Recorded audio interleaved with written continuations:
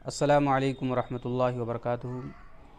आज है 10 रबीउल अव्वल, तो इसी की मुनासिबत से एक भाई ने सवाल किया है कि 12 रबीउल अव्वल को रोज़ा रखना सुन्नत है क्या।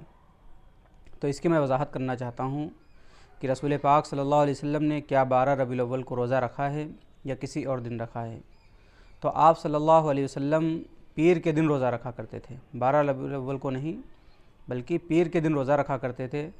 सहाबा ने आप सल्लल्लाहु अलैहि वसल्लम से वजह मालूम की, आप सल्लल्लाहु अलैहि वसल्लम से पूछा कि आप रोज़ा इस दिन क्यों रखते हैं। तो आप सल्लल्लाहु अलैहि वसल्लम ने वजह यह बतलाई कि मैं पीर के दिन रोज़ा इसलिए रखता हूँ क्योंकि इसी दिन मेरी पैदाइश हुई है और इसी दिन मेरे ऊपर कुरान को नाजिल किया गया, इसलिए मैं पीर के दिन का रोज़ा रखता हूँ।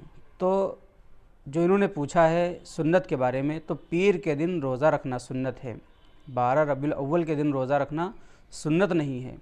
हालांकि जायज़ है, कोई शख्स अगर 12 रबीउल अव्वल को रोज़ा रख ले तो ये जायज़ है, कोई हरज नहीं है।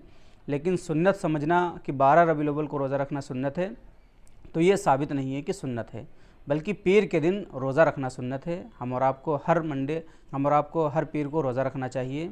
इंशाअल्लाह रसूल पाक सल्लल्लाहु अलैहि वसल्लम की सुन्नत अदा हो जाएगी।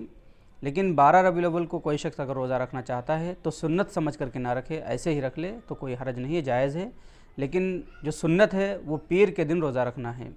उम्मीद करता हूँ कि आज का मसला बहुत अच्छी तरीके से समझ में आ गया होगा।